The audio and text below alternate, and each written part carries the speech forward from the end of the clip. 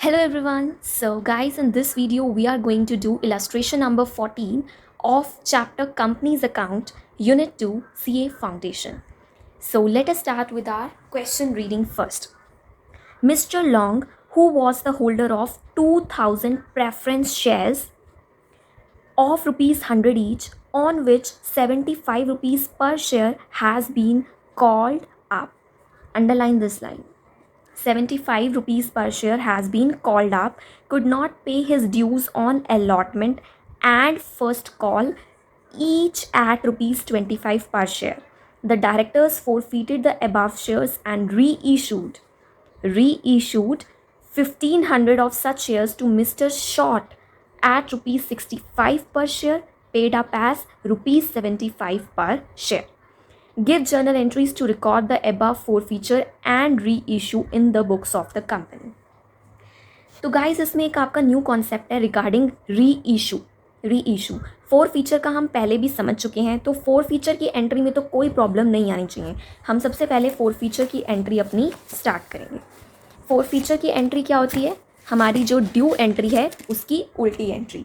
जिसने four feature का concept जो है नहीं समझा वो प्लीज़ एक बार मेरी प्रीवियस वीडियोस को रेफर करें इसके लिए, ठीक है। So first entry regarding four feature, क्योंकि पहले शेयर्स फॉरफीट हुए तभी उसको री इशू किया गया। तो this is preference share capital account debit. Preference shares जो थे वो कितने के आएंगे? विल इट बी ऑफ 100 और 75? 75, क्योंकि कंपनी ने कॉल अप ही इतने किए हैं, तो फॉरफीट हम 100 के कैसे कर सकते हैं, ठीक है। दिस विल बी योर, ठीक है। प्रेफरेंस शेयर्स जितने आपने कॉल अप किए थे, कंपनी ने कॉल अप किए थे 2000 इंटू 75, उसको हम फॉरफीट करने जा रहे हैं। फॉरफीट के लिए हम क्या लिखते हैं? फॉरफीटेड शेयर्स अकाउंट। अब फॉरफीटेड के लिए कौन सा पैसा जो है फॉरफीट किया जाता है? जो शेयर होल्डर्स ने पे कर दिया हो। पे उन्होंने क्या नहीं किया? अलॉटमेंट नहीं की और फर्स्ट कॉल नहीं की, जो कितने के थे? 25 ईच, ठीक है। क्या पे नहीं किया? To allotment account, to first call account. क्या पे नहीं किया? 2000 शेयर्स के ऊपर 25 की अलॉटमेंट ड्यू थी और 2000 शेयर्स के ऊपर 25 की आपकी फर्स्ट कॉल ड्यू थी। तो 2000 इंटू 25, 50,000 आपके जो पे नहीं किए, ठीक है। ये एंट्री आपको क्लियर होनी चाहिए आराम से। प्रेफरेंस शेयर कैपिटल, इतनी आपकी अमाउंट जो है आपकी कंपनी ने मंगवाई थी इतने शेयर्स के ऊपर, ठीक है। जिसमें से अलॉटमेंट की शेयर होल्डर्स ने पे नहीं की, फर्स्ट कॉल की पे नहीं की। एप्लीकेशन मनी कितनी बची? 25 बची, वो कंपनी ने पे करी थी। कैसे आपने निकाला ये? 75 माइनस ये वाले 25 माइनस ये वाले 25, यानी कि आपके एप्लीकेशन पे कितने ड्यू थे? 25, ठीक है। 75 कंपनी ने मंगवाए, जिसमें से 25 रुपये अलॉटमेंट पे थे और 25 रुपये फर्स्ट कॉल पे थे। तो बैलेंसिंग फिगर आपका एप्लीकेशन का ही हुआ ना। सो ये आपके 50,000 जो कंपनी ने शेयर होल्डर्स ने पे कर दिए थे वो कंपनी ने फॉरफीट कर लिए। इस एंट्री में कोई प्रॉब्लम नहीं होगी, तभी आगे की एंट्री आपको समझ आएगी। और आगे की एंट्री के लिए इस कॉन्सेप्ट को समझने के लिए सबसे पहले प्रीवियस वीडियो को ज़रूर रेफर करें। नेक्स्ट आपकी एंट्री री इशू की। अब ध्यान से इस कॉन्सेप्ट को पहले समझना। What do you mean by री इशू? यहाँ पे मैं एंट्री शुरू करने से पहले नॉर्मल कॉन्सेप्ट लेके आना चाहती हूँ। री इशू, बच्चा इशू की जो एंट्री होती है वो हमने स्टार्टिंग में पढ़ी थी। बैंक अकाउंट डेबिट करके आपकी एप्लीकेशन अलॉटमेंट, आपकी फ़र्स्ट कॉल, है ना। और फिर उसके बाद आपकी application allotment first call to share capital account, ठीक है। ये आपकी इशू की एंट्रीज होती हैं। तो री इशू का मतलब कुछ अलग नहीं हो जाएगा। इशू को ही आप दोबारा, मतलब जो पहले इशू हो रखा है उसको दोबारा इशू कर रहे हो, जिसको हम री इशू बोलते हैं। उससे आपका कॉन्सेप्ट में कोई चेंज नहीं आएगा, concept will remain the same, ठीक है। बस एक दो पॉइंट ऐड होंगे, क्योंकि ये फोर फीचर के बाद का री इशू है। उस पॉइंट की एडिशन की वजह से इस पूरे कॉन्सेप्ट को हिलाने की ज़रूरत नहीं है। ये आपने एज इट इज़ रखना है इस कॉन्सेप्ट को, और इसी एंट्री को आपने रिवर्स किया था फोर फीचर में, ठीक है। अब हम आगे चलते हैं। इस एंट्री की क्या एंट्री, री इशू की एंट्री क्या होगी? ध्यान से इसको पढ़ो। The directors forfeited the above shares, ठीक है, and re issued 1500 of such shares. 2000 में से सिर्फ 1500 री इशू किए हैं, 500 जो नहीं किए उसका कोई लेना देना नहीं है। कहीं पे उस चीज़ को आपने नहीं दिखाना है अभी, इस एंट्री में कहीं पर नहीं दिखाओगे। आपने 1500 जो है री इशू किए, कितने पे? टू मिस्टर शॉर्ट एट ₹65 पर शेयर, पेड अप एज 75 पर शेयर।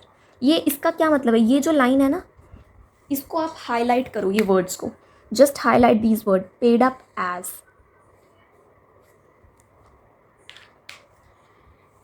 इसको मैं एक बार दोबारा समझाऊंगी एंट्री के बाद, ठीक है। सबसे पहले आप देखो एंट्री में, इशू की एंट्री में आप क्या कर रहे हो? बैंक अकाउंट डेबिट, ठीक है। कितने रुपए आए होंगे? 1500 के हिसाब से 65 आएंगे आपको। How much? 65, क्योंकि यहाँ पर साफ साफ लिखा है कि उसने मिस्टर शॉर्ट को 65 रुपीज़ पे 1500 शेयर्स जो हैं री इशू किए, ठीक है। अब इसको मल्टीप्लाई करेंगे हम, 1500 इंटू 65, 97,500, ठीक है, 97,500। अब आपकी इशू की एंट्री पे आओ, bank account debit to application allotment और फर्स्ट कॉल, ठीक है। उसके बाद application allotment first call to share capital. अब अगर आपका एप्लीकेशन अलॉटमेंट फर्स्ट कॉल, ये 3 स्टेजेस कंपनी ने डिसाइड किए होते हैं कि कुछ पैसा एप्लीकेशन पे दो, कुछ अलॉटमेंट पे दो, कुछ फर्स्ट कॉल पे दो, कुछ फाइनल कॉल पे दो। अगर इसके अलावा कुछ ना हो, सिर्फ एक ही बार पैसा मंगवाना हो, एक ही स्टेज हो, तो क्या हम ये वाली 2 एंट्रीज ये काट के हम एक एंट्री लिख सकते हैं? Bank account debit to share capital account लिख सकते हैं, क्योंकि ये तो आपकी रिवर्स, यही एंट्री जो रिवर्स हो रही है यहाँ पर, ये कैंसिल भी तो हो सकती है ना। डायरेक्ट हम एक ही एंट्री बना सकते हैं, इसकी बना सकते हैं, बिल्कुल बना सकते हैं। इसका एक ही तो स्टेज है, आपका एक ही स्टेज है, तो उसको अलग से बाइफरकेट करने के बजाय क्या आप उसको इस तरीके से लिख सकते हैं? ऑफकोर्स लिख सकते हैं। ध्यान से देखिए, यहाँ पर जो एंट्री क्रेडिट हुई है वही यहाँ पर डेबिट कर दिया। जो अकाउंट आपने यहाँ पे क्रेडिट किया है वही अकाउंट आपने यहाँ पे डेबिट कर दिया। तो क्या हम इसको कैंसिल कर सकते हैं? यस। उसकी जगह bank account debit to share capital account direct हो सकता है, क्यों नहीं हो सकता? बिल्कुल हो सकता है। तो डायरेक्ट हमने यहाँ पर री इशू में यही एंट्री करी है। क्यों? यहाँ पर ना तो कोई अलॉटमेंट है, ना कोई एप्लीकेशन है, ना कोई फर्स्ट कॉल है, तो direct bank account debit to preference share capital account. कितने? 1500। अब इसकी फेस वैल्यू कितनी होगी? 100 या 75? 100 होगी या 75? 75 होगी बच्चे, क्योंकि कंपनी ने मंगवाए ही कितने हैं? 75। 100 मंगवाए ही नहीं, कंपनी ने कहा मुझे 75 चाहिए बस, तो उसकी फेस वैल्यू भी हम यही कंसीडर करेंगे। तो 1500 इंटू 75 इज योर 112,500। अब ध्यान से इस कॉन्सेप्ट को समझना, इस एंट्री को। आपके जो शेयर्स आपने री इशू किए हैं, 1500 शेयर्स इतने की वैल्यू के थे, 75 की, आपने उसको 65 पे करे, यानी कि जो ये 10 रुपये का लॉस है, आपको 10 रुपये का लॉस है ना यहाँ पे, 97,500, 15,000 का लॉस पड़ेगा आपको, ठीक है। 10 रुपये के हिसाब से 15,000 का लॉस पड़ेगा आपको। ये समझ आ गया होगा, आई होप सो, आपको कि मैंने कैसे निकाला, ठीक है। तो ये 15,000 का आपको लॉस पड़ेगा।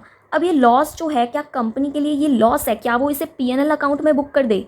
पीएनएल अकाउंट में आप बुक समझते हैं? पीएनएल अकाउंट में, पीएनएल अकाउंट ये हमने 12th में भी काफ़ी बार किया है। जो इस तरीके के लॉस होते हैं या हम उसको प्रॉफिट में से एडजस्ट कर देते हैं, क्या हम उसको सीधा पीएनएल में एडजस्ट कर दें? 15 का 15,000?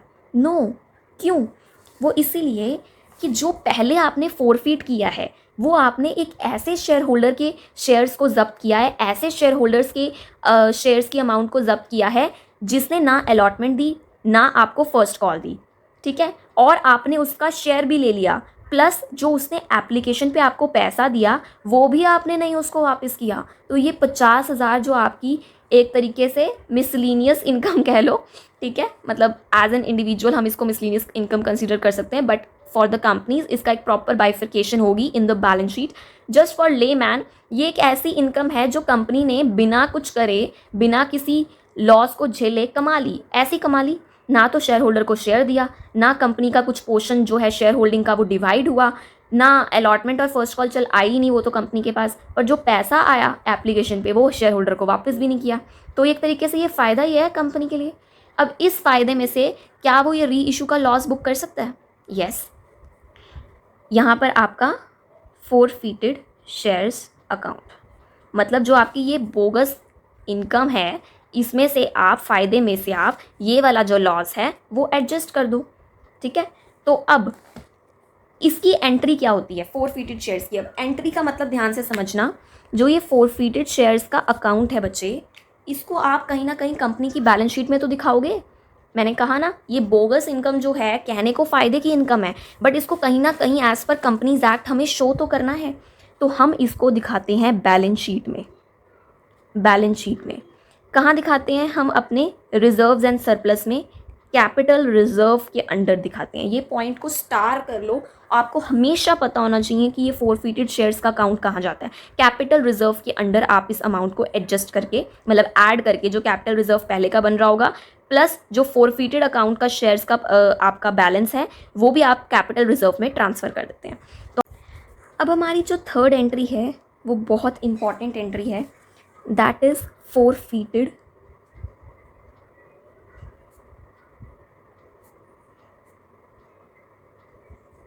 फोरफीटेड shares account balance. Is it clear? अब मैंने आपको लास्ट एंट्री में बताया कि जो फोरफीटेड शेयर्स की इनकम है, ठीक है, इनकम मतलब एक तरीके से आपको कंपनी को 50,000 रुपये बोगस आए हैं, ऐसे ही आए हैं। बोगस का मतलब समझते हैं? एक तो कंपनी ने ना ही शेयर होल्डर्स को शेयर्स दिए, यानी कि कंपनी की जो शेयर होल्डिंग है वो भी डिस्ट्रीब्यूट नहीं हुई, प्लस जो शेयर होल्डर है उसका पैसा जो था एप्लीकेशन वाला वो भी उसको वापस नहीं किया। तो क्या इसको हम पीएनएल में बुक कर सकते हैं? पीएनएल में इनकम दिखा सकते हैं? Answer is no. क्यों? पीएनएल में आती है हमारी इनडायरेक्ट इनकम्स, ट्रेडिंग अकाउंट में आती है हमारी ट्रेडिंग इनकम्स। ये तो ना हमने कोई ट्रेड किया, ना कोई हमने इनडायरेक्ट कोई ऐसा काम किया, एसेट ना बेचा, ना कुछ किया, कुछ भी नहीं था हमारा ऐसा। तो ये हमारी इनकम कैसे हो सकती है? ये हमने शेयर्स अपनी होल्डिंग प्रोवाइड करके इनकम ली है, वो भी बोगस, बाद में शेयर होल्डिंग भी हमने उसको नहीं दी। तो ये हमारा एक रिजर्व है। क्या है? हमारा रिजर्व है। क्यों है रिजर्व? जब भी शेयर्स हम अलॉट करते हैं और उससे हमें पैसा आता है वो हमारा एक कैपिटल बन जाता है, राइट? लेकिन कैपिटल तब बनता है जब हम अपनी कंपनी की होल्डिंग उसको दे दें, लेकिन होल्डिंग नहीं दी, it will be are reserves. और कौन सा रिजर्व होगा? Capital reserve. ठीक है, जितना भी फोरफीटेड अमाउंट है वो आपका कैपिटल रिजर्व में जाएगा। तो क्या 50 का 50,000 जाएगा? बिल्कुल नहीं। हमने लास्ट एंट्री में क्या किया है? 50,000 में से 15,000 का लॉस जो है एडजस्ट किया है। अब इस एंट्री में हमने जो कैपिटल रिजर्व में डालना है वो ध्यान से समझना कैसे डालना है। ये हमने कैसे निकाला? 1500 इंटू 10 रुपये के हिसाब से, और ये हमने 2000 के हिसाब से 25 रुपये।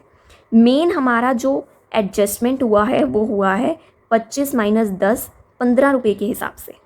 ठीक है, तो आपने शेयर जितने री इशू किए हैं ना उसी के हिसाब से आपने एडजस्ट करना है कैपिटल रिजर्व में। 1500 into 15, 22,500, 22,500। Is it clear to everyone? 1500 के हिसाब से 15 रुपये, 22,500। एक बार मैं इस कॉन्सेप्ट को फिर रिवाइज करवाऊंगी। इसको पहले एंट्री में उतार लीजिए। Forfeited shares account debit to capital